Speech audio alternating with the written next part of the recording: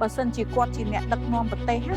គាត់នឹងយកអ្នកស្រឡាញ់ភេទដូចគ្នាហ្នឹងទៅសម្លាប់ទាំងអស់បាច់ភ័យព្រួយទេរឿងបាត់បង់មនុស្សភ័យព្រួយខ្លាចបាត់បង់ទុនធានធម្មជាតិវិញអាហ្នឹងគឺជារឿងដ៏សំខាន់ពួកគាត់ជួយចិត្តប្រើពាក្យថាប្រើទៅទិញខ្លាញ់ឬក៏ប្រើខ្លាញ់អីចឹងទៅដៃគូអ្នកស្រឡាញ់ភេទដូចគ្នាពេលដែលគាត់មានកូនហ្នឹងតើគាត់អត់ខ្លាចពេលកូនធំឡើងខ្មាស់គេទេពួកគាត់នាំគ្នាខមមិនណាថាអូអ្នកស្រឡាញ់ភេទដូចគ្នាអត់មានអនាគតទេមិនបានទៅស្រឡាញ់គ្នាអីចឹង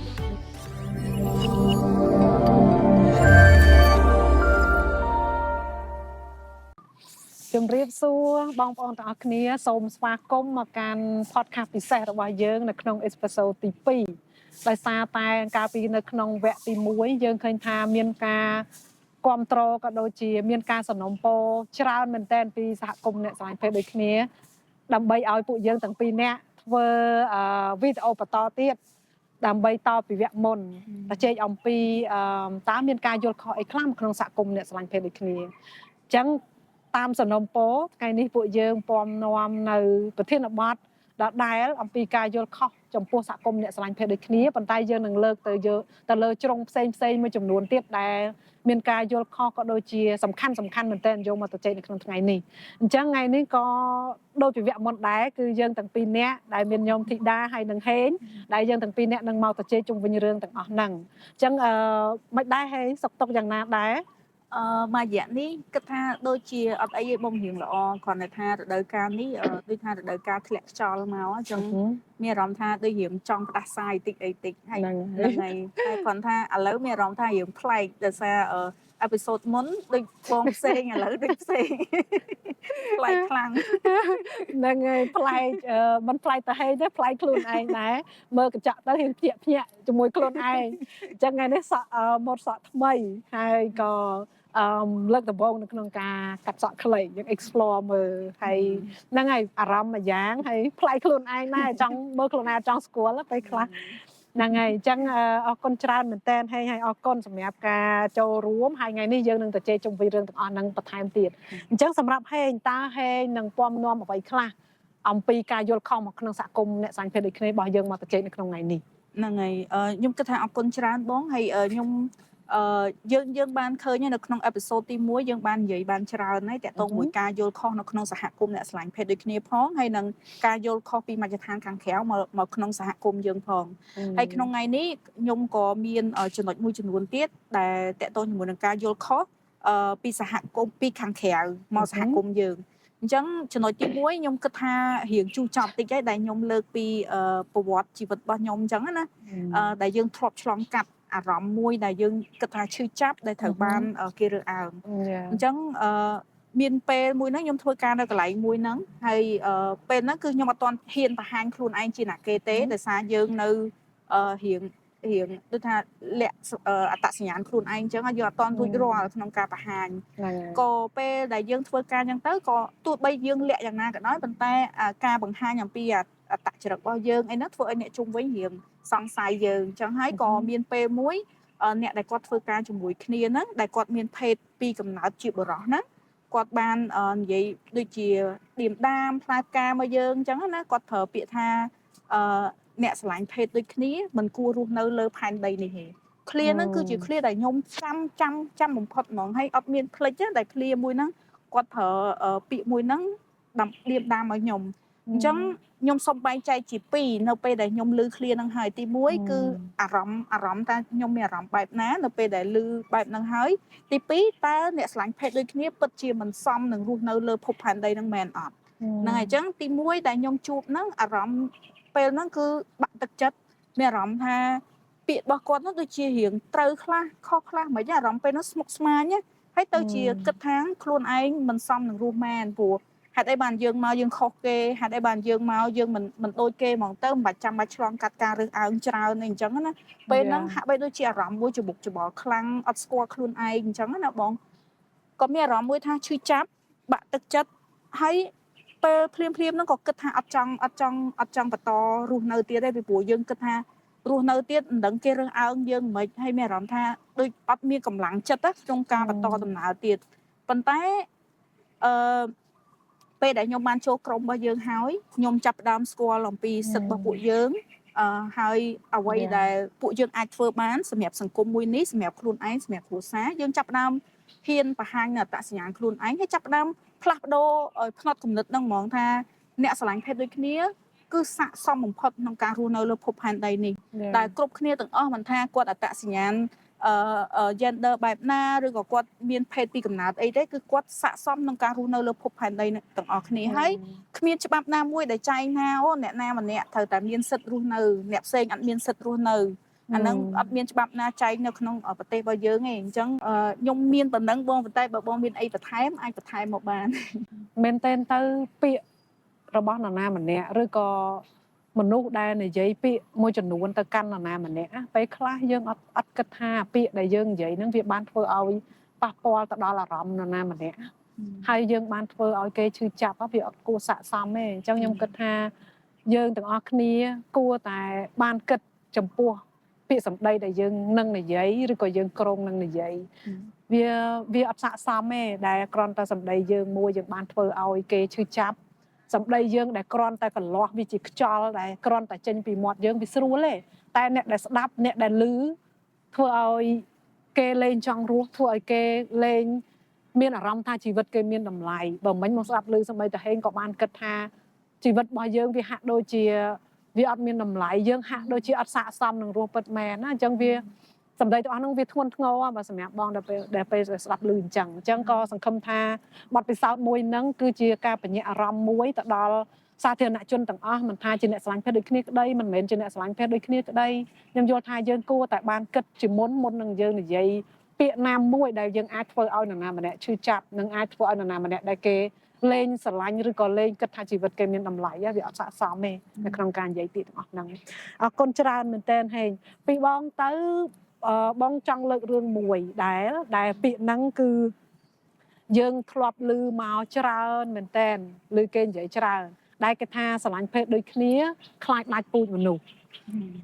ពាក្យហ្នឹងគឺឮច្រើនមែនតើអញ្ចឹងថ្ងៃនេះជាឱកាសមួយដែលយើងចង់ឲ្យយោបល់ក៏ដូចជាចង់ឲ្យគំនិតមួយចំនួនចំពោះពាក្យទាំងអស់ហ្នឹងអញ្ចឹងពាក្យដែលថាខ្លាចដាច់ពូជមនុស្សប្រហែលជាពេលខ្លះគេនិយាយហ្នឹងគេចង់មានន័យថាការស្រឡាញ់ភេទដូចគ្នាអាចមានកូនបាទអញ្ចឹងទីមួយខ្ញុំចង់និយាយពីរឿងមានកូនអ្នកស្រឡាញ់ភេទដូចគ្នាគឺអាចមានកូនបានមិនមែនការស្រឡាញ់ភេទដូចគ្នាមិនអាចមានកូនបានទេការមានកូនបានទីមួយគឺយើងអាចស្មុំកូនបានការស្មុំកូនគឺជាវិធីមួយដែលធ្វើឲ្យយើងអាចមានកូនបានទោះបីជាកូនស្មុំប៉ុន្តែក៏ជាកូនរបស់យើងដែលយើងស្មុំមកហើយអញ្ចឹងទី2គឺអ្នកស្រឡាញ់ភេទដូចគ្នាក៏អាចមានកូនបានដែរតាមបែបតាមបែបវិទ្យាសាស្ត្រនៅក្នុងពេលបច្ចុប្បន្ននេះវិទ្យាសាស្ត្រដែលមានការជឿនលឿនហើយយើងឃើញថាមានដៃគូអ្នកស្រឡាញ់ភេទដូចគ្នាជាពិសេសស្ត្រីស្រឡាញ់ស្ត្រីគឺគាត់មានកូនដែលខ្លួនឯងបានហ្នឹងគឺមានច្រើនមែនតើទាំងនៅស្រុកយើងទាំងនៅស្រុកគេគឺយើងឃើញថាមានច្រើនមែនតើអញ្ចឹងការស្រឡាញ់ភេទដូចគ្នាគឺអាចមានកូនបានចំណុចមួយទៀតដែលចង់ឆ្លើយតបទៅការដែលខ្លាចដាច់ពូជមនុស្សយើងអាចមើលចំនួនប្រជាជនសរុបនៅលើពិភពលោកហៅថា world population ចំនួនប្រជាជនសរុបនៅលើពិភពលោកជារៀងរាល់ឆ្នាំគឺកើនឡើង70លាននាក់ជារៀងរាល់ឆ្នាំអញ្ចឹងតួលេខគឺមិនដែលមានកំណើនប្រជាជនលើពិភពលោកខយចុះទេគឺមានតែកើនឡើងអញ្ចឹងទាំងនៅក្នុងប្រទេសកម្ពុជាក៏ដូចជាតួលេខសរុបទាំងអស់នៅលើពិភពលោកគឺចំនួនប្រជាជនគឺកើនឡើងហើយកើនឡើងជារៀងរាល់ឆ្នាំហើយចំណុចមួយទៀតដែលយើងគួរតែកត់សម្គាល់ដែរចំនួនមនុស្សកើនឡើងប៉ុន្តែចំនួនដីនៅលើភពផែនដីនេះគឺមិនរិចទេមានន័យថាម៉េចមានន័យថាភពផែនដីយើងប៉ុណ្ណាគឺយើងនៅប៉ុណ្ណឹងមានតែទឹកលិចបន្ថែមធ្វើឲ្យដីកាន់តែថយចុះអញ្ចឹងចំនួនមនុស្សកាន់តែកើនដីមិនកើនទេតើថ្ងៃមុខទៀតនឹងទៅជាយ៉ាងណាអាហ្នឹងគឺជារឿងមួយដែលកាត់ឡើងជាក់ស្ដែងរស់ហើយនៅក្នុងពេលបច្ចុប្បន្នហ្នឹងហើយយើងឃើញថាការបំផ្លាញធនធានធម្មជាតិហ្នឹងក៏មានច្រើនការបំផ្លាញដោយសារអីពេលដែលមានកំណើនប្រជាជនកាន់តែច្រើនការបំផ្លាញធនធានមនុស្សធនធានធម្មជាតិគឺកាន់តែច្រើនដោយយើងឃើញថារបស់ប្រើប្រាស់នៅលើភពផែនដីនេះតាំងពីតុទូតាំងពីចានតាំងពីសម្លៀកបំពាក់តាំងពីរបស់របរសពគ្រប់បែបយ៉ាងដែលមនុស្សប្រើតើរបស់របរហ្នឹងយកមកពីណារបស់របរទាំងអស់ហ្នឹងគឺសុទ្ធតែមកពីធម្មជាតិទាំងអស់ចំនួនមនុស្សកាន់តែច្រើនការបំផ្លាញធនធានធម្មជាតិដែលត្រូវយកមកផលិតជារបស់ប្រើប្រាស់របស់សម្ភារៈអីផ្សេងនៅក្នុងពិភពលោកហ្នឹងគឺត្រូវការពីធម្មជាតិទាំងអស់ ហើយធម្មជាតិកើតអត់ទាន់មនុស្សទេអញ្ចឹងបាច់ភ័យព្រួយទេរឿងបាត់បង់មនុស្សភ័យព្រួយខ្លាចបាត់បង់ទុនធានធម្មជាតិវិញអាហ្នឹងគឺជារឿងដ៏សំខាន់ព្រោះយើងឃើញថាទំនោរហ្នឹងគឺទៅបែបហ្នឹងហើយអញ្ចឹងខ្ញុំគិតថាហ្នឹងគឺគ្រាន់តែជាអ្វីមួយដែលយើងលើកឡើងវាជាការពិតមួយដែលកំពុងតែកើតឡើងហើយប៉ុន្តែមនុស្សបានគិតថាការស្រឡាញ់ភេទដូចគ្នាអាចធ្វើឲ្យបាត់បង់មនុស្សអញ្ចឹងវាអត់អាចទេហើយចំណុចមួយទៀតដែលសំខាន់ដែរតាមពិតទៅអ្នកស្រឡាញ់ភេទដូចគ្នាគឺមិនមែនតែមានឥឡូវទេមិនមែនតែមាននៅសតវត្សទី21ទេអ្នកស្រឡាញ់ភេទដូចគ្នាគឺមានតាំងពីដើមកំណើតនៃមនុស្សជាតិមកម្លេះអញ្ចឹងបើសិនជាការស្រឡាញ់ភេទដូចគ្នាបាត់បង់ធនធានមនុស្សប្រហែលជាមិនមានមនុស្សមកដល់បច្ចុប្បន្ននឹងដល់ស្មើនឹងទេអញ្ចឹងខ្ញុំសង្ឃឹមថាវាជាតុនមួយក៏ដូចជាចំណុចមួយចំនួនដែលធ្វើឲ្យបងប្អូនក៏ដូចជាប្រជាពលរដ្ឋយើងអាចគិតពិចារណាឡើងវិញនៅក្នុងការដែលលើកឡើងចំពោះសហគមន៍អ្នកស្រឡាញ់ភេទដូចគ្នាអរគុណច្រើនអញ្ចឹងសម្រាប់ហេមានអីបន្ថែមទៀតហ្នឹងហើយបងខ្ញុំគិតថាចំណុចដែលបងរៀបរាប់ហ្នឹងគឺបានក្បោះក្បាយខ្លាំងហើយខ្ញុំគិតថាខ្ញុំមានតែចំណុចតិចទេដែលចង់បន្ថែមលើអ្វីដែលបងនិយាយអញ្ចឹងណាដោយសារតែនៅពេលដែលយើងគិតថាការយកកូនបើយើងនិយាយភាសាសាមញ្ញណាថាការយកកូនអញ្ចឹងដូចបងរៀបរាប់មិញអញ្ចឹងអ្នកស្រឡាញ់ភេទដូចគ្នាគាត់មានឱកាសយកកូនបានដែរតាមបែបវិជ្ជសាស្ត្រឬក៏គាត់អាចស្មុំកូនយកមកចិញ្ចឹមអញ្ចឹងណាករណីមួយទៀតមិនមានន័យថាមនុស្សពីរនាក់ស្រឡាញ់គ្នាដឹងតែត្រូវយកកូនទេគឺអាស្រ័យទៅលើថាតើគូរបស់គាត់នឹងគាត់សម្រេចចិត្តថាយកអត់យើងបានឃើញជាច្រើនគូដែលគាត់ជាអ្នកស្រឡាញ់ភេទផ្ទុយគ្នាប៉ុន្តែគាត់សម្រេចចិត្តអត់យកកូនទេដោយសារតែគាត់ពេញចិត្តក្នុងការរស់នៅតែពីរនាក់ដៃគូគាត់ហើយគាត់អត់ចង់បានកូនហ្នឹងហើយអញ្ចឹងអានេះជារឿងអីដែលយើងចង់បង្ហាញឲ្យច្បាស់អញ្ចឹងណាអញ្ចឹងអ្វីដែលយើងត្រឡប់មកវិញគឺមានន័យថាអ្នកស្រឡាញ់ភេទដូចគ្នាក៏ដោយអ្នកស្រឡាញ់ភេទផ្ទុយគ្នាក៏ដោយគឺគាត់មានសិទ្ធិក្នុងការសម្រេចថាគាត់ចង់បានកូនឬក៏អត់អញ្ចឹងមិនមែនមានន័យថាឲ្យតែស្រឡាញ់ភេទដូចគ្នាអត់មានកូនហើយស្រឡាញ់ភេទផ្ទុយគ្នានឹងត្រូវតែយកកូនរហូតទេហ្នឹងហើយអរគុណច្រើនមែនតើហើយបានថែមចំណុចសំខាន់អញ្ចឹងវាជាជំរើសហើយនឹងការសម្រេចចិត្តរបស់អ្នកទាំងពីរមានន័យថាដៃគូរបស់គាត់នឹងអាចសម្រេចចិត្តថាយកកូនឬមិនយកកូនអានឹងគឺជារឿងផ្ទាល់ខ្លួននៅក្នុងការសម្រេចចិត្តអរគុណច្រើនហើយបងឃើញថាមានចំណុចមួយទៀតដែលយើងតែងតែឮដែលគេថាស្រឡាញ់ភេទដូចគ្នាខ្លាចបាត់បង់ធនធានមនុស្សតាមពិតមែនតែនទៅការដែលខ្លាចបាត់បង់ធនធានមនុស្សហ្នឹងក៏ពេលខ្លះអាចនឹងពួកគាត់ចង់សម្ដៅទៅលើការមានកូនឬមិនមានកូនដែរប៉ុន្តែយើងចង់បែងចែករឿងនឹងជាពីរមិនយើងថាខ្លាចដាច់ពូជមនុស្សខ្លាចលែងមានមនុស្សកើតមកទៀតហើយឥឡូវនេះខ្លាចតាក់ទងទៅនឹងធនធានមនុស្សសម្រាប់ពួកយើងតាមពិតពួកយើងធ្លាប់និយាយជាច្រើនមកហើយដែរតាក់ទងនឹងធនធានមនុស្សណាពាក្យដែលថាធនធានមនុស្សគឺជាមនុស្សដែលខ្លាយជាធនធានក្នុងការអភិវឌ្ឍប្រទេសជាតិរបស់យើងអញ្ចឹងមនុស្សដែលមានសមត្ថភាពទេពកោសល្យចំណេះជំនាញហ្នឹងគឺมันអាស្រ័យទៅលើថាតើគាត់ជាអ្នកស្រឡាញ់ភេទដូចគ្នាឬមិនមែនជាអ្នកស្រឡាញ់ភេទដូចគ្នាទេនរណាក៏អាចមានដែរនរណាក៏មានទេពកោសល្យនរណាក៏អាចមានសមត្ថភាពចំណេះដឹងជំនាញរបស់គេនៅក្នុងការចូលរួមអភិវឌ្ឍសង្គមជាតិជាក់ស្ដែងនៅក្នុងសង្គមយើងមិនថាទាំងប្រទេសកម្ពុជាក៏ដូចជានៅលើពិភពលោកដែរគឺមានអ្នកស្រឡាញ់ភេទដូចគ្នាជុំវិញសហគមន៍របស់យើងរួចទៅហើយនៅក្នុងការចូលរួមនៅក្នុងអភិវឌ្ឍសង្គមជាតិរបស់យើងហើយមួយទៀតយើងគិតថាវាជារឿងសំខាន់នៅពេលដែលមនុស្សដែលធំធាត់ឡើងមកពោពេញទៅដោយទំនួលខុសត្រូវចំពោះខ្លួនឯងក៏ដូចជាទំនួលខុសត្រូវចំពោះគ្រួសារនិងសង្គមអានឹងទៅជារឿងសំខាន់មិនមែនសំដៅទៅលើភេទស្រឡាញ់ភេទដូចគ្នាឬក៏ស្រឡាញ់ភេទផ្ទុយគ្នាទៅសំខាន់ទេគឺអត់សំខាន់ទេអ្វីដែលសំខាន់ទៅលើថាតើបុគ្គលហ្នឹងគាត់មានទំនួលខុសត្រូវចំពោះជីវិតខ្លួនឯងបែបណាហើយយើងថាគាត់អីគេអាចចិញ្ចឹមខ្លួនឯងបានអត់អាចចិញ្ចឹមមើលថែក្រុមគ្រួសារឬក៏អាចធ្វើឲ្យគ្រួសារមួយមានសុភមង្គលដែលបានដែរឬក៏អត់អានឹងទៅជារឿងដ៏សំខាន់ជាជាងដែលយើងឃើញថាមានគេប្រៀបធៀបអ្នកស្រឡាញ់ភេទដូចគ្នាថាជាអីគេជាអ្នកដែលអាចធ្វើឲ្យគ្មានអនាគតជាអ្នកដែលអាចធ្វើឲ្យបាត់បង់ធនធានមនុស្សបាត់បង់អីផ្សេងប៉ុន្តែគេអត់បានមើលទៅលើថាតើចុះមនុស្សមួយចំនួនដែលការរស់នៅរបស់គាត់បានធ្វើឲ្យប៉ះពាល់ទៅដល់សង្គមជាតិមនុស្សមួយចំនួនដែលអីគេមិនមានសមត្ថភាពសំបីតែអាចចិញ្ចឹមខ្លួនឯងធ្វើជាបុគ្គលដ៏ល្អមួយសម្រាប់សង្គមមិនមែនជាបន្ទុករបស់សង្គមអានឹងទៅជារឿងដែលសំខាន់ដែលយើងគួរតែគិតគូរនិងគួរតែមើលទៅលើរឿងទាំងអស់ហ្នឹងហើយមានអីថែមទៀតហ្នឹងហើយបងពិតជាចាប់អារម្មណ៍ខ្លាំងមែនតើអ្វីដែលបងលើកមិញណាហើយ ខ្ញុំមានក៏នឹកឃើញចំណុចមួយហើយចាប់អ្វីដែលបងបានរៀបរាប់មិញចំណុចមួយគឺបងថាដូចថាអាសាឃើញតែគេនិយាយថាអ្នកស្រឡាញ់ភេទដូចគ្នាអត់អនាគតហើយខ្ញុំខ្លួនឯងហ្នឹងក៏អាសាឃើញជាពិសេសនៅក្នុងបណ្ដាញសង្គមមួយចំនួនដែលពួកគាត់នាំគ្នា comment ថាអូអ្នកស្រឡាញ់ភេទដូចគ្នាអត់មានអនាគតទេមិនបានទៅស្រឡាញ់គ្នាអីចឹងអញ្ចឹងចំណុចឡើយនេះខ្ញុំគិតថាខ្ញុំចង់ភ្ជាប់មួយបងបន្តិចវាពាក់ព័ន្ធជាមួយថាអនាគតខ្ញុំគិតទេណាពួកគាត់ចង់មានន័យថាទី1គឺតាក់ទងរឿងការមានកូនទី2គឺគាត់គិតថាភាពជោគជ័យក្នុងជីវិតដែលខ្ញុំគិតថាបើយើងវិភាគពីអនាគតដែលគាត់ចង់មានន័យទី3អាចពាក់ព័ន្ធជាមួយនឹងកត្តារស់នៅឬក៏ការមើលងាយពីសង្គមអីផ្សេងៗអញ្ចឹងទៅអញ្ចឹងគាត់ចង់មានន័យថាអត់អនាគតឡើយនេះគឺទី1អាចនឹងអត់កូនទី2អាចនឹងអត់ជោគជ័យក្នុងការងារអាចនឹងអត់ជោគជ័យក្នុងជីវិតគ្រួសារអីចឹងទៅទី3គឺពួកគាត់ដែលជាអ្នកស្រឡាញ់ភេទដូចគ្នាហ្នឹងអាចនឹងជួបនៅបញ្ហាដែលគេរើសអើងដែលគេប្រើពាក្យមាក់ងាយគំរោះគំរើយអីដាក់ចឹងទៅជាហេតុដែលធ្វើឲ្យពិបាកអញ្ចឹងពីអនាគតឡើយហ្នឹងអញ្ចឹងសម្រាប់ខ្ញុំគិតថាយើងគួរបែងចែក clear ឡើយនេះតាមរយៈបុគ្គលវិញឥឡូវយើងនិយាយជាបុគ្គលមិនថាគាត់មានអត្តសញ្ញាណ gender អីឬក៏ភេទពីកំណើតអីទេយើងនិយាយពីបុគ្គលវិញអញ្ចឹងអ្នកខ្លះគឺពាក់ព័ន្ធជាមួយនឹងសកម្មភាពផ្ទាល់ខ្លួនរបស់គាត់ទោះបីគាត់ជាអ្នកស្រឡាញ់ភេទផ្ទុយគ្នាក៏យើងតែងតែឃើញអ្នកខ្លះគឺគាត់ធ្វើនៅអំពើអីដែលខុសច្បាប់ធ្វើអីដែលប៉ះពាល់ជីវិតអ្នកដទៃឬក៏បំពានអ្នកដទៃអីចឹងទៅ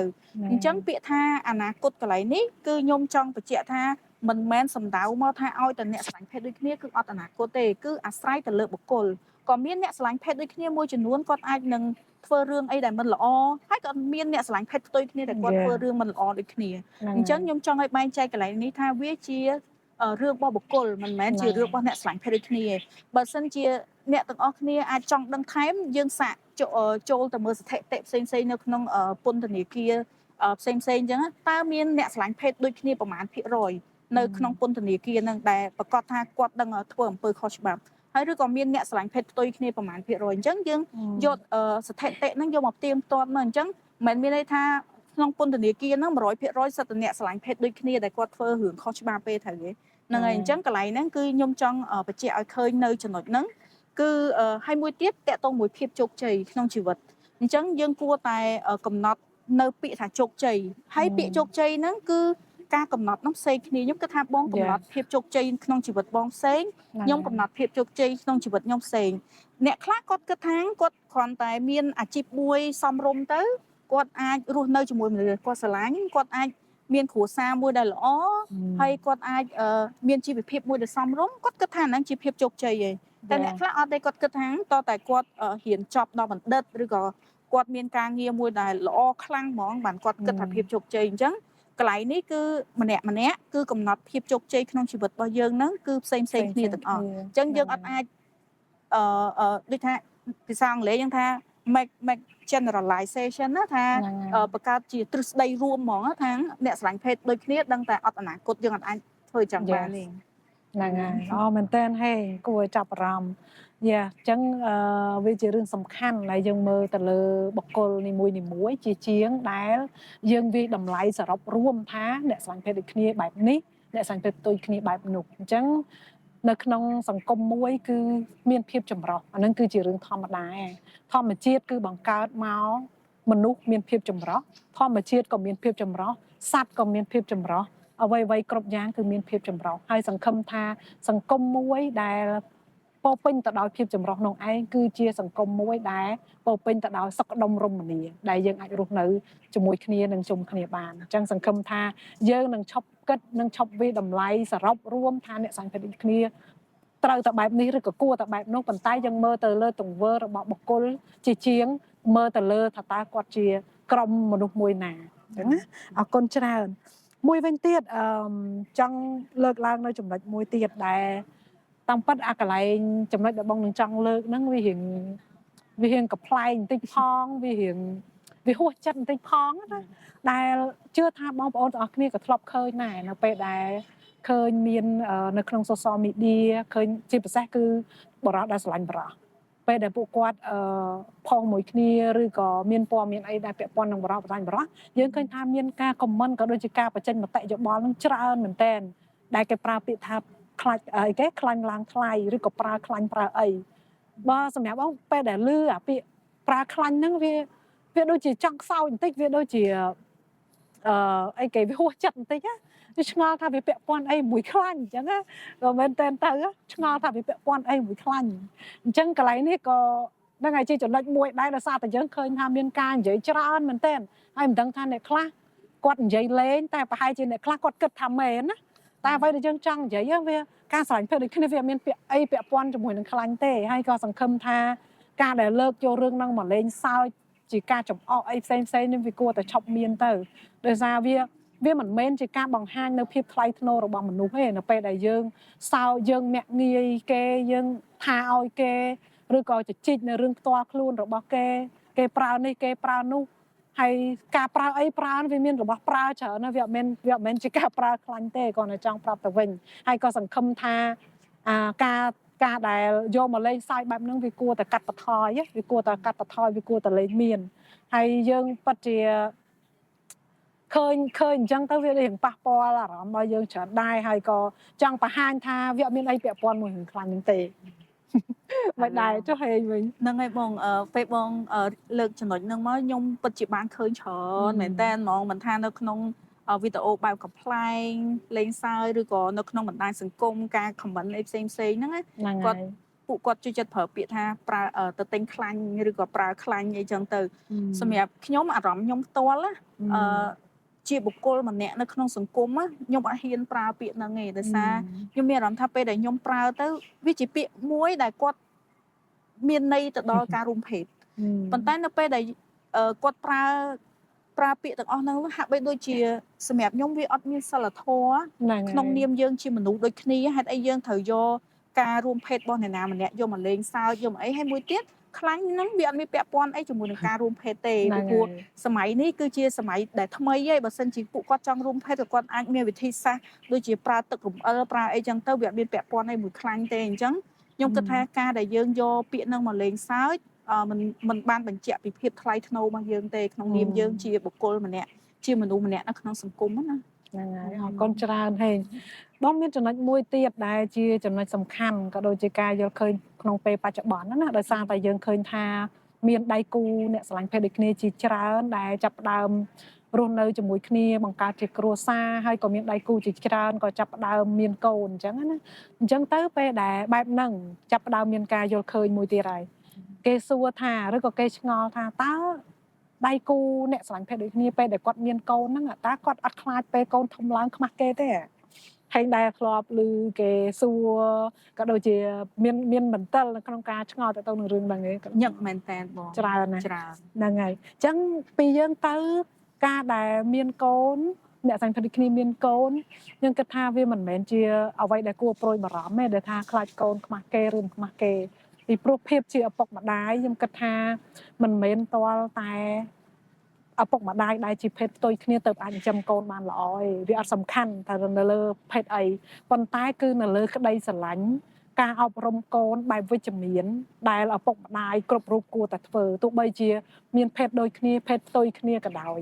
អញ្ចឹងការអប់រំកូនបែបវិជ្ជមានការដែលមានទំនួលខុសត្រូវចំពោះកូនស្រឡាញ់ថ្នាក់ថ្នមបីបាច់ថែរក្សាកូននិងបំពេញតួនាទីជាឪពុកម្ដាយទៅជារឿងសំខាន់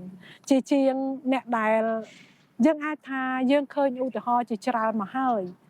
ចំពោះបុគ្គលមួយចំនួននេះយើងអត់វាតម្លៃទាំងអស់ទេការដែលគាត់មិនមានទំនួលខុសត្រូវចំពោះកូនរបស់គាត់មានកូនហើយចោលគ្នាឬក៏អីគេទៅណេះមានកូននៅណោះទៅណេះមានកូននៅណោះហើយគ្នាក្នុងនាមជាកូនគ្នាបាត់បង់នៅភាពកក់ក្ដៅដែលគាត់ត្រូវទទួលបានពីឪពុកពីម្ដាយរបស់គាត់អញ្ចឹងកន្លែងហ្នឹងវាមិនមែនជារឿងសំខាន់ថាតើអ្នកស្រឡាញ់ភេទដូចគ្នាឬក៏ឪពុកម្ដាយជាអ្នកស្រឡាញ់ភេទផ្ទុយឬក៏ស្រឡាញ់ភេទដូចទេប៉ុន្តែអ្វីដែលសំខាន់គឺនៅលើតួនាទីឬក៏ទំនួលខុសត្រូវក្នុងភាពជាឪពុកម្ដាយដែលមានចំពោះកូនអាហ្នឹងទៅជារឿងសំខាន់មានអីចង់ថែមនិយាយទៅល្អដែលបងលើកចំណុចហ្នឹងខ្ញុំគិតថាខ្ញុំអត់មានអីថែមលើចំណុចបងឲ្យព្រោះបងរៀបរាប់អស់ហើយតែខ្ញុំមានចំណុចមួយផ្សេងទៀតដែលស្រៀងបងដែលខ្ញុំអាសាលឺដែរដោយគេនិយាយថាអ្នកឆ្លាញ់ភេទដូចគ្នានាំភាពអាម៉ាស់ឲ្យគ្រួសារខ្ញុំគិតថាបងធ្លាប់ឮច្រើនហ្នឹងហើយគាត់តែងតែគិតថាគ្រួសារណាដែលមានកូនជាអ្នកឆ្លាញ់ភេទដូចគ្នាគឺជារឿងមួយដែលអាម៉ាស់ខ្លាំងហ្មង ឪពុកម្ដាយខ្លះគាត់អត់ហ៊ានទៅជួបញាតិមិត្តឬក៏បងប្អូនឬក៏អ្នកជិតខាងឯងដោយសារខ្លាចគេសួរថាមានកូនអ្នកស្រឡាញ់ភេទដូចគ្នាមែនអញ្ចឹងគាត់ខ្មាស់គេអីចឹងទៅអញ្ចឹងខ្ញុំគិតថាចំណុចឡើយនេះស្តៀងនឹងបងលើកដែរខ្ញុំគិតថាទី1គឺយើងបែងចែកឲ្យតែរវាងបុគ្គលខ្ញុំគិតថាវាពាក់ព័ន្ធជាមួយនឹងបុគ្គលច្រើនជាងមិនថាអ្នកស្រឡាញ់ភេទដូចគ្នាអ្នកស្រឡាញ់ភេទផ្ទុយគ្នាឬក៏មានអត្តសញ្ញាណ gender អីទេបើសិនជាបុគ្គលនឹងគាត់ធ្វើរឿងដែលខុសច្បាប់ឬក៏គាត់ទៅធ្វើអីដែលប៉ះពាល់ដល់សិទ្ធិអ្នកដទៃឬក៏គាត់ធ្វើអីដែលមិនសមរម្យនៅក្នុងសង្គមអាហ្នឹងវាជារឿងបុគ្គលវាមិនមែនជារឿងថាអ្នកស្រឡាញ់ភេទដូចគ្នាទាំងអស់សិតតែអញ្ចឹងទេបើសិនជាអ្នកស្រឡាញ់ភេទដូចគ្នាទាំងអស់សិតតែអញ្ចឹងត្រូវរកទិន្នន័យមកបញ្ជាក់មកថាពិតជា 100% អញ្ចឹងមែនអត់ហ្នឹងហើយហ្នឹងចំណុចទី1ចំណុចទី2ខ្ញុំគិតថាពាក់ព័ន្ធជាមួយនឹងបរិយាកាសខាងក្រៅនៅពេលដែលគ្រួសារគាត់មួយហ្នឹងឧទាហរណ៍ថាកូនរបស់គាត់ជាអ្នកស្រឡាញ់ភេទផ្ទុយគ្នាក៏ដោយដែលគាត់ធ្វើរឿងអីដែលមិនល្អយើងជាអ្នកដតីនេះយើងអត់អាចទៅសើចចំអកឲ្យគ្រួសាររបស់គេទេអញ្ចឹងយើងអត់អាចទៅថាអ្នកឯងមានកូនអត់ល្អទេទៅសើចចំអកពេលគេកំពុងមានទុកមានអីវាជារឿងមួយផ្សេងខ្ញុំគិតថាក្នុងនាមយើងជាមនុស្សជាតិដូចគ្នាបើយើងមិនបានថាទៅជួយអីគេក៏យើងមិនទៅសើចចំអកឬក៏មើងងាយឬក៏រើសអើងអីគេណាយ៉ាងហោចណាស់យើងដើរចេញទៅវាចប់ទៅអញ្ចឹងណាអញ្ចឹងខ្ញុំគិតថាពាក្យអាម៉ាស់កន្លែងនេះវាអាចថាដូចខ្ញុំបញ្ជាក់អញ្ចឹងគឺបុគ្គលហើយមួយទៀតគឺអាស្រ័យទៅលើបរិយាកាសខាងក្រៅហ្នឹងគាត់ត្រូវយល់ដឹងអំពីសុជីវធម៌ក្នុងការនិយាយក្នុងការរស់នៅអញ្ចឹងមិនមែនមានន័យថាត្រូវតែឃើញគេបែបនេះស្រាប់ហើយទៅប្រើពាក្យអីដែលមិនល្អទៅគ្រួសារគេទៅអីចឹងខ្ញុំគិតថាវាជារឿងដែលអត់សិលធម៌សោះក្នុងការរស់នៅហើយហ្នឹងហើយយើងឃើញថាបច្ចុប្បន្ននេះមានឪពុកម្ដាយក៏ដូចជាម៉ាក់ប៉ាជាច្រើនដែលគាត់ចាប់ផ្ដើមទទួលស្គាល់និងទទួលយកកូនគាត់ដែលជាអ្នកស្រឡាញ់ភេទដូចគ្នាណាហើយយើងក៏ឃើញដែរថានៅពេលដែលឪពុកម្ដាយទទួលយកកូនគាត់ហើយគ្រួសារគាត់ហាក់ដូចជាមានសុភមង្គលមែនតើ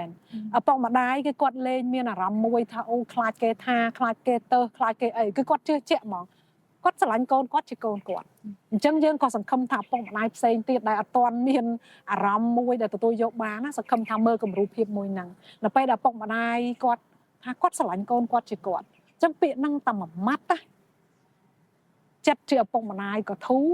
ចិត្តជាកូនក៏ធូរហើយកូនហ្នឹងគឺគាត់មានក្តីសង្ឃឹមមែនតើនៅពេលដែលឮពាក្យដែលឪពុកម្ដាយនិយាយមកកាន់គាត់ថាគាត់ស្រឡាញ់កូនគាត់ជាគាត់ទោះបីកូនគាត់ជាអីក៏ដោយអញ្ចឹងពាក្យហ្នឹងគឺមានទម្ងន់មែនតើហើយសង្ឃឹមថាយើងនឹងបានឮពាក្យហ្នឹងពីម៉ាក់ប៉ាជាច្រើនផ្សេងទៀតនិយាយមកកាន់កូនគាត់ពួកពាក្យហ្នឹងគឺអត់មានអីគេអត់មានអីធ្ងន់ធ្ងរទេហើយពាក្យហ្នឹងក៏វាជាពាក្យសាមញ្ញមួយប៉ុន្តែជាពាក្យមួយដែលផ្ដល់ក្តីសង្ឃឹមទៅឲ្យកូនហើយនឹងជាពាក្យដែលផ្ដល់នៅសុភមង្គលនៅក្នុងគ្រួសារហើយគ្រួសាររបស់អ្នកណាគ្រួសាររបស់គាត់នឹងឯងហើយសង្ឃឹមថានឹងមានអ្នកផ្សេងច្រើនទៀតឪពុកម្ដាយអំពូមិញផ្សេងច្រើនទៀតគាត់ចាប់ផ្ដើមទទួលយកបែបហ្នឹងគ្រាន់តែទទួលយកកូនគាត់ជាកូនគាត់តែប៉ុណ្ណោះនឹងវិញខ្ញុំសូមកាត់បងបន្ថែមបន្តិចទៀតទេដូចខ្ញុំបានលើកមុននេះខ្ញុំថាជាអ្នកដតីយើងអត់គួរទៅសើចចំអកទៅលើគ្រួសារគេទេទោះគ្រួសារគេមិនក៏ដោយប៉ុន្តែបើយើងគិតផ្លូវមួយទៀតណាពេលខ្លះយើងអត់អាចខាត់អ្នកណាម្នាក់មិនឲ្យនិយាយបាន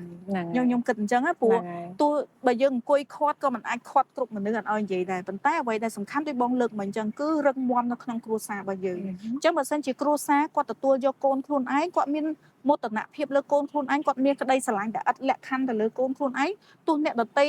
សើចចំអកមើងងាយមិនក៏នៅក្នុងគ្រួសារនៅតែមានសុភមង្គលដែរពីព្រោះគាត់ទទួលយកកូនខ្លួនឯងកូនខ្លួនឯងទទួលស្គាល់ជាខ្លួនឯងអញ្ចឹងទោះបីអ្នកដតីនិយាយយ៉ាងណាក៏អត់ប៉ះពាល់ធ្ងន់ទៅលើផ្លូវចិត្តរបស់ពួកគាត់ហ្នឹងហើយអរគុណច្រើនមែនតើហើយឃើញថាយើងទៅជ័យគ្នានេះបានរឿងជាច្រើនហើយសុទ្ធតែជាចំណុចសំខាន់អញ្ចឹងយើងក៏នឹងឈានចូលមកដល់ទីបញ្ចប់នៅឆាប់នេះហើយយើងបានទៅជ័យគ្នាច្រើនមែនតើហើយមុននឹងបញ្ចប់ហើយមានអីបន្ថែមមួយឬក៏ពីរចំណុចអីទៀតទេមុននឹងយើងបញ្ចប់ហ្នឹងហើយបងអរគុណច្រើនការពិតចំណុចនេះខ្ញុំគួរតែលើកតាំងពីដំបូងប៉ុន្តែខ្ញុំគិតថាអត់អីទេទុកចុងក្រោយបញ្ចប់របស់ខ្ញុំក៏បានដែរភ្ជាប់ជាមួយនឹងបទពិសោធន៍មួយដែលខ្ញុំលើកតាំងពីដំបូងថាខ្ញុំធ្លាប់មានបទពិសោធន៍ទទួលបានការរើសអើងពីអ្នកដែលគាត់មានភេទពីកំណើតជាបុរសនៅកន្លែងការងារមួយដែលខ្ញុំធ្វើហ្នឹងមានពាក្យមួយទៀតដែលខ្ញុំចាំដែលគាត់និយាយណាបងគាត់ថាបើសិនជាគាត់ជាអ្នកដឹកនាំប្រទេសគាត់នឹងយកអ្នកស្រឡាញ់ភេទដូចគ្នាហ្នឹងទៅសម្លាប់ទាំងអស់នឹងខ្ញុំសូមប្រើពាក្យរៀងអត់សូវល្អស្ដាប់តិចគាត់ប្រើពាក្យសម្លាប់តែម្ដងអញ្ចឹងឃ្លាកន្លែងហ្នឹងពេលដែលខ្ញុំឮហើយ ស្តៀងនឹងបទស្តៀងនឹងអ្វីដែលខ្ញុំរៀបរាប់ពីមុនដែរគឺយើងមានអារម្មណ៍ថាអូគេស្អប់យើងដល់ថ្នាក់ហ្នឹងเนาะយើងចាប់ផ្ដើមមានអារម្មណ៍ថាយើងខុសគេខ្លាំងមែនតើហ្មងដែលគេមិនអាចទទួលយកបានណាប៉ុន្តែទៅពេលយើងស្គាល់ខ្លួនឯងយើងស្គាល់ពីសិទ្ធិខ្លួនឯងយើងទទួលយកខ្លួនឯងខ្ញុំផ្លាស់ប្ដូរផ្នត់គំនិតហ្នឹងវិញហើយខ្ញុំគិតថាអត់មានអ្នកណាម្នាក់មានសិទ្ធិមកសម្រាប់យើងទេហើយយើងសម័យថាចេះថាបើសិនជាបុគ្គលម្នាក់ហ្នឹងខ្លាយជាអ្នកដឹកនាំប្រទេសមួយហើយគាត់ចង់សម្លាប់អ្នកណាតាមចិត្តរបស់គាត់អញ្ចឹងណាប្រទេសហ្នឹងទៅជាបែបណាទៅហ្នឹងយើងសម័យលេងណាបងមិនដឹងថាចលាចលបែបណាទៅឬក៏អាណាធិបតេយ្យបែបណាទៅអញ្ចឹងខ្ញុំគិតថាក្នុងនាមជាអ្នកដឹកនាំល្អនេះយើងនិយាយពីកម្រិតបុគ្គលរបស់ខ្ញុំហ្នឹងណាយើងប្រកាន់យកទស្សពិតរាជធម៌របស់អ្នកដឹកនាំមានដឹកនាំដោយមេត្តាដោយក្តីករុណាដោយការដែលចង់ឲ្យប្រជាជនខ្លួនឯងដូចថាអ្នកជុំវិញរបស់យើងរីកលូតលាស់មិនមែនមានន័យថាចង់សម្លាប់អ្នកណាយកអ្នកនឹងទៅអីអញ្ចឹងទេវាពាក់ព័ន្ធជាមួយនឹងសិទ្ធិមនុស្សជាមួយនឹងរឿងផ្សេងទៀតអញ្ចឹងចំណុចឡើយនេះគឺជាចំណុចមួយដែលខុសយកមែនតើហ្មងដែលគាត់មានផ្នត់គំនិតមួយហ្នឹងហើយផ្នត់គំនិតមួយហ្នឹងខ្ញុំគិតថាជាផ្នត់គំនិតមួយដែលគ្រោះថ្នាក់ខ្លាំងបើមិនជាគាត់មានឱកាសក្នុងការកាន់តួនាទីណាមួយនៅការងារណាមួយហ្នឹងហើយពេលនឹងធ្ងន់ធ្ងរមែនតើស្ដាប់ទៅវាដូចជាទទួលយកអត់បានណាតែប្រើសិតតែពាក្យហ្នឹងពាក្យវាធ្ងន់ណាសឹងតែយើងមិនហ៊ាននឹងនិយាយក្នុងការដែលនិយាយពាក្យទាំងអស់ហ្នឹងចេញមកហើយសង្ឃឹមថាការពីមុនគាត់អត់ដឹងចោះហើយសង្ឃឹមថាឥឡូវគាត់ចាប់ផ្ដើមដឹងណាដល់ពេលដែលចាប់ផ្ដើមស្វែងយល់ដូចយើងនិយាយហើយនិយាយទៀតតាំងពីលើកមុនវគ្គមុនអញ្ចឹងនៅក្នុងគោលការណ៍សិទ្ធិមនុស្សពាក្យថាជាមនុស្សអ្នកដែលកើតមកមានសាច់មានឈាមណាមានជនជាតិសាសន៍ពណ៌សម្បុរអីក៏ដោយឲ្យតែជាមនុស្សគឺយើងមានសិទ្ធិជាមូលដ្ឋានដែលយើងហៅថាសិទ្ធិនៅក្នុងការរស់រានមានជីវិតអញ្ចឹងទោះបីជាអ្នកសាញ់ភេទដូចគ្នាអ្នកសាញ់ភេទផ្ទុយគ្នាក៏ដោយស្រឡាញ់អីស្រឡាញ់ទៅណាចង់និយាយថាអញ្ចឹងអាក្តីស្រឡាញ់ហ្នឹងវាជាសិទ្ធិបុគ្គលរបស់បុគ្គលម្នាក់អញ្ចឹងការដែលស្រឡាញ់នរណាម្នាក់វាអត់មានជារឿងខុសហើយក៏ជារឿងដែលត្រូវបានការពារដោយច្បាប់ដែរកុំឲ្យតែយើងស្រឡាញ់គេដោយមិនមានទំនួលខុសត្រូវឬក៏យើងស្រឡាញ់ដោយប៉ះពាល់ទៅដល់នរណាម្នាក់តែបើគ្រាន់តែក្តីស្រឡាញ់យើងស្រឡាញ់ភេទដូចយើងស្រឡាញ់ភេទផ្ទុយវាគឺជាសិទ្ធិមូលដ្ឋានដែលមនុស្សម្នាក់មានអញ្ចឹងខ្ញុំគិតថាបទពិសោធន៍ដែលហេងបានជួបនឹងវាពាក្យនឹងវាធ្ងន់ណាស់ហើយសង្ឃឹមថានឹងលែងមានអ្នកដែលគិតបែបហ្នឹងទៀតហើយក៏សង្ឃឹមថាបុគ្គលមួយហ្នឹងគាត់ចាប់ផ្ដើមស្វែងយល់ក៏ដូចជាចាប់ផ្ដើមដឹងណាចាប់ទុកថាពីមុនគាត់និយាយហ្នឹងគាត់អត់ដឹងទៅចោះឥឡូវសង្ឃឹមថាគាត់ដឹងហើយគាត់លែងមានផ្នត់គំនិតមួយហ្នឹងបន្តទៅទៀតសង្ឃឹមថាគាត់ផ្លាស់ប្ដូរផ្នត់គំនិតមួយហ្នឹងអរគុណច្រើនមែនតើហេអញ្ចឹងសង្ឃឹមថាបងប្អូនទាំងអស់គ្នាទទួលបាននៅគំនិតមួយចំនួនផ្សេងទៀតហើយដោយដែលបានបញ្ជាក់តាំងពីវគ្គមុននិងវគ្គនេះអានេះគឺជាការចែករំលែកពីពួកយើងរឿងខ្លះជារឿងដែលផ្ទាល់ខ្លួនដែលពួកយើងជួបហើយរឿងខ្លះក៏យើងបានស្ដាប់ឮពីសហគមន៍របស់ពួកយើងដែលពួកគាត់បានរៀបរាប់ក៏ដូចជាបានប្រាប់មកពួកយើងហើយការដែលយើងចែករំលែកនេះសង្ឃឹមថាជាទុនមួយនៅក្នុងការពិចារណាបន្ថែមទៀតដែលធ្វើឲ្យមានការទទួលស្គាល់អ្នកស្រឡាញ់ភេទដូចគ្នាហ្នឹងកាន់តែច្រើនឡើងមិនថានៅក្នុងទីសាធារណៈក៏ដូចជានៅក្នុងក្រុមគ្រួសារកន្លែងធ្វើការកន្លែងការងារអីផ្សេងហើយការទទួលស្គាល់ការទទួលយកអ្នកស្រឡាញ់ភេទដូចគ្នាកាន់តែច្រើននៅក្នុងសហគមន៍នឹងធ្វើឲ្យសង្គមយើងនឹងកាន់តែមានអីគេយើងអាចថាកាន់តែមានសុខដុមរមនាក៏ដូចជាមានការរីកចម្រើនទាំងអស់គ្នាយើងសង្ឃឹមថាសង្គមយើងពោពេញដោយក្តីស្រឡាញ់ជាងការដែលសង្គមយើងពង្រីកនៅការស្អប់ខ្ពើមស្អប់គ្នាទាំងគេស្រឡាញ់អ្នកដែលគេស្រឡាញ់នឹងជារឿងរបស់គេសោះណាតែទៅស្អប់គេទៅខឹងគេអាហ្នឹងរឿងអាហ្នឹងធ្វើឲ្យខ្លួនឯងផ្លូវចិត្តរបស់ខ្លួនឯងហ្នឹងវាអត់ល្អទេសង្ឃឹមថាអ្នកទាំងអស់គ្នាក៏ចាប់ផ្ដើមនឹងពិចារណាឡើងវិញសម្រាប់អ្នកដែលតែងតែមិនពេញចិត្តចំពោះអ្នកស្រឡាញ់ភេទដូចគ្នាកន្លងមកអញ្ចឹងអរគុណច្រើនមែនតើហេងសម្រាប់ការចំណាយពេលវេលាក៏ដូចជាចែករំលែកនៅបទពិសោធន៍ដែលហេងធ្លាប់ជួបកន្លងមកហើយក៏អរគុណទៅដល់បងប្អូនទាំងអស់គ្នាដែលតែងតែគ្រប់គ្រងទាំង podcast របស់យើងទាំងគ្រប់គ្រងនៅក្នុងការចូលរួមសកម្មភាពនានារបស់ page Love with Diversity ហើយសង្ឃឹមថាយើងនឹងបន្តចូលរួមជាមួយគ្នាបន្ថែមទៀតនឹងបន្តគ្រប់គ្រងបន្ថែមទៀតដើម្បីឲ្យសហគមន៍របស់យើងអ្នកស្រឡាញ់ភេទដូចគ្នាខ្លួនឯងកាន់តែមានកម្លាំងចិត្តមានភាពក្លាហាននៅក្នុងការធ្វើជាខ្លួនឯងមានភាពក្លាហាននៅក្នុងការទទួលយកខ្លួនឯងដែលនឹងហើយគឺជាទុនដែលធ្វើឲ្យយើងកសាងនៅអនាគត ដែលប្រសើរមួយសម្រាប់ខ្លួនឯងហើយក៏សង្ឃឹមថាសាធារណជននៅក្នុងប្រទេសកម្ពុជាក៏ដូចជាក្រុមគ្រួសារដែលមានបងប្អូនសាច់ញាតិឬក៏កូនជាអ្នកស្រឡាញ់ភេទដូចគ្នានឹងកាន់តែទទួលយកយើងបន្ថែមទៀតធ្វើឲ្យពួកយើងកាន់តែមានកម្លាំងចិត្តក៏ដូចជាអាចបញ្ចេញសក្តានុពលខ្លួនឯងដើម្បីសង្គមជាតិយើងទាំងមូលអញ្ចឹងអរគុណច្រើនពីពួកយើងទាំងពីរនាក់មានតែប៉ុណ្ណឹងហើយសង្ឃឹមថានឹងជួបគ្នាវគ្គក្រោយៗទៀតអរគុណជម្រាបលាបាយបាយ